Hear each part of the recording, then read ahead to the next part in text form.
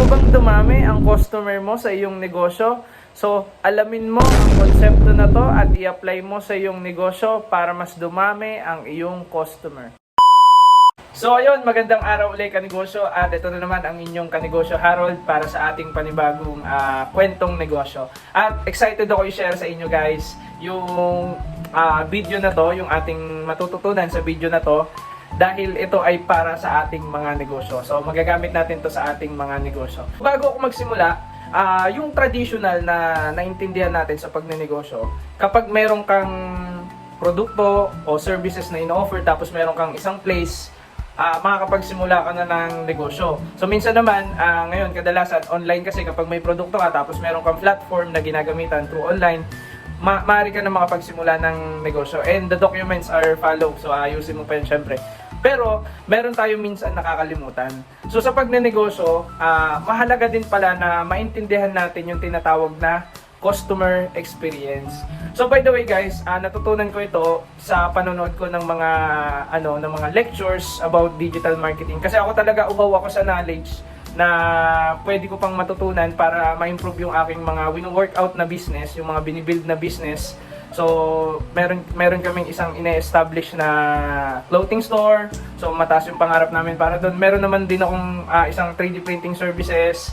Tapos we are consistently syempre looking for another opportunities pa na pwede naming i-venture. So yung mga naiipon namin, mga maliliit na naiipon namin sa pagtatrabaho bilang empleyado din po ako sa ngayon, nagwo-work po ako sa DepEd as a teacher.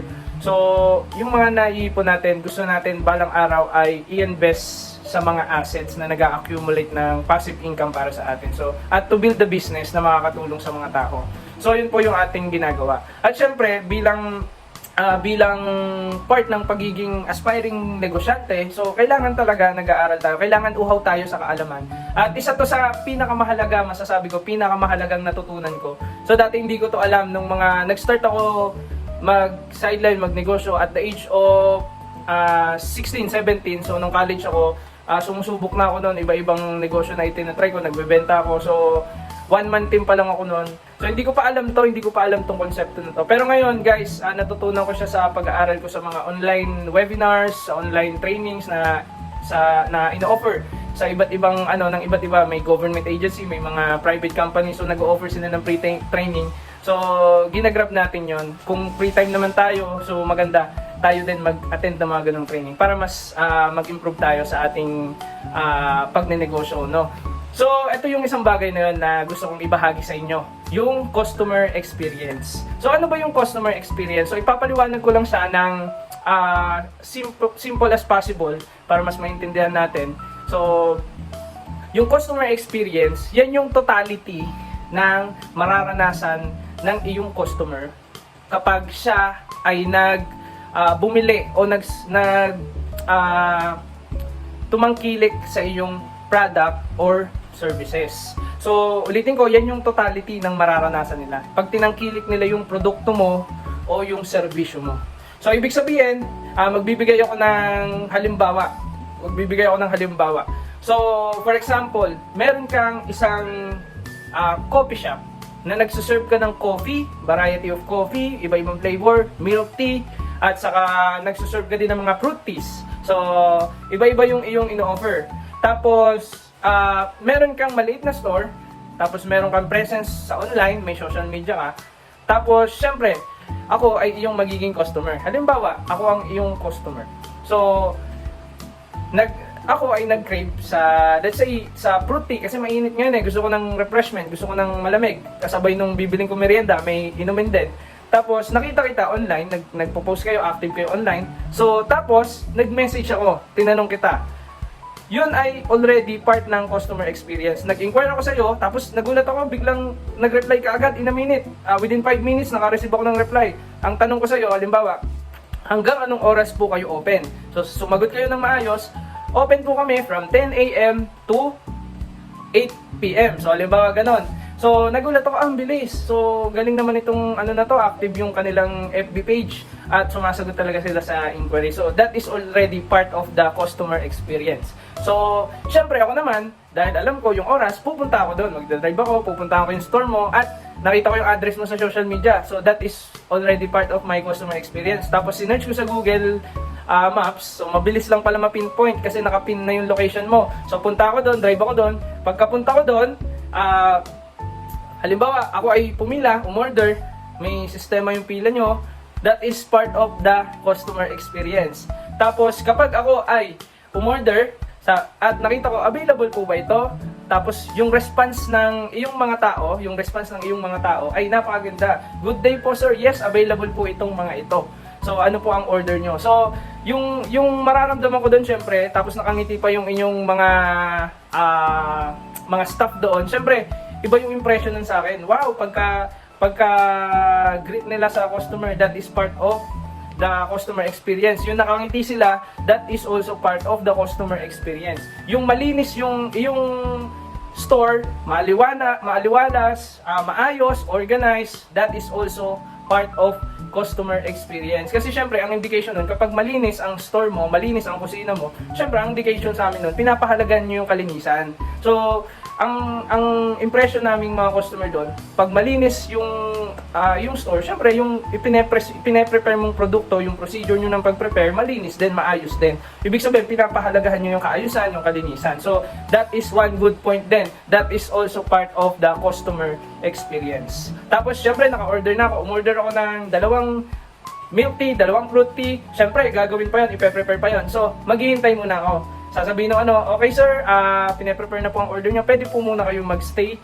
dyan sa aming mga waiting area para po hintayin yung inyong order na matapos. So syempre maghihintay ka doon. Makikita mo na meron silang waiting area para sa mga customer. So hindi ka natatayo, kahit simpleng upuan lang, tapos maayos.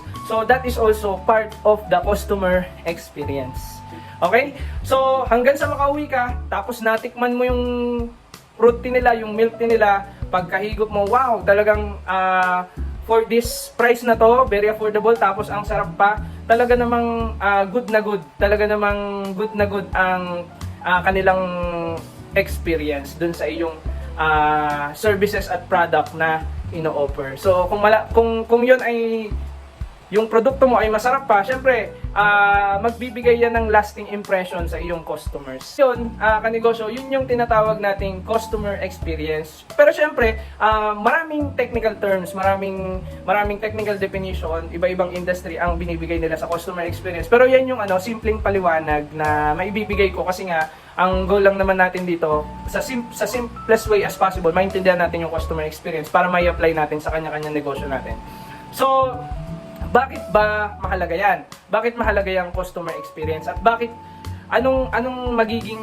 bakit yan magiging dahilan ng pagkadami o pagdagdag ng iyong customer sa iyong mga business? So ito yung mangyayari doon. Kapag napakaganda ng customer experience na naranasan sa iyo, sa business mo, ng mga customers mo, syempre magmumultiply yan yung effect nun. So ano mangyayari doon? Siyempre, katulad ko, siyempre, consumer naman tayo lahat, consumer din ako. So, madalas nabili din talaga ako ng milk tea, ng fruit tea. So, kaya ito yung nabigay kong example eh. So, katulad ko, kapag nagustuhan ko talaga yung isang milk teahan, yung isang nire-recommend ko siya sa mga kaibigan ko, dito sa lugar na to, masarap. Dito sa kainan na to, okay to dito, panalo to, masarap to. So, ang effect nun, siyempre, ako mismo, yung customer mo mismo, nagiging dahilan para mas mag-pull pa, magdala pa ng another customer doon sa iyong business para mas magkaroon ka pa ng mas maraming customer. So yung iba naman, mga vlogger, syempre pag nagustuhan nila yung maganda yung customer experience nung isang restaurant na napuntahan nila, binablog pa nila yon. At mas maraming nare-reach na tao, nagmo-multiply yung effects. At very powerful ang social media, guys. So maraming na tayong kilalang businesses ang umangat lalo dahil sa power ng social media. So, mas mare-recommend yung business mo. Mas maraming tao ang magpupunta sa iyong business. Mas marami kang magiging customer. So, kaya kailangan pahalagahan natin yung concept ng customer experience. Hindi lang to basta produkto ang inire-ready mo o yung serbisyo mo ang nire-ready mo. Yung ang tawag nila doon, customer journey. So, pahalagahan mo yung buong customer journey na yon. At kapag nagawa mong ayusin yung buong customer journey na naging positive ang customer experience, isa-isahin mo yon. naging positive ang customer experience nila sa business mo, sure ako ay mas madadagdagan o mas dadami pa ng dadami yung magiging customer mo sa iyong business. Okay? So, yun po yung tinatawag nating customer experience. At syempre, sa kabilang side naman nun, kapag hindi nila nagustuhan yung customer experience mo, yung experience sa business mo, mapuputol na dun yun mapuputol na hindi ka i-recommend, hindi ka nila isasuggest sa kanilang friend, hindi nila i-share sa kanilang mga friends yung iyong business o yung services na ino-offer. Kasi syempre, para hindi kumbaga bakit ko pa i-share kasi nga ako nga hindi ko nagustuhan. Yung bakit ko pa i-share kung alam ko na baka hindi rin naman magustuhan ng mga friends ko, 'di ba? So ganun lang yung yung simpleng paliwanag doon So, pero kapag nagustuhan nila yan at nagustuhan nila yung matindi ang feedback nila, maganda ang experience nila sa iyong business, sure ako na i-share nila yan sa kanilang mga friends. At marami pang mas makakakilala ng iyong business, yung product at services na ino-offer mo.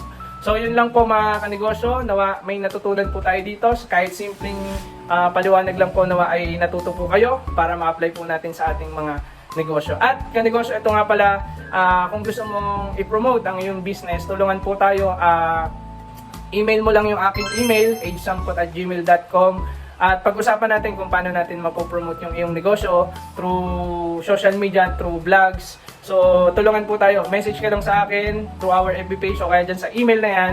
So, kontakin mo lang yung email na yan at pag-usapan po natin kung paano natin mas mapopromote. So, ano pa, yun lang, kanegosyo, yun nga, sana po ay i-share nyo tong video na to para mas marami pa pong mga kaibigan natin na kapwa natin aspiring negosyante na mas matuto pa sa pagnenegosyo. At comment po kayo ng mga bagay na natutunan nyo din sa pagnenegosyo na mahalagang maunawaan din namin. So bilang kanegosyo, comment lang po kayo ng ano pa yung mga negosyo tips na inyong alam na pwede naming matutunan para mas marami pong makakita yan at mas marami pong matuto. So sama-sama po tayong matuto mga kanegosyo at sama-sama po tayong umasenso sa pagnenegosyo. So yun lamang po guys, salamat po and God bless!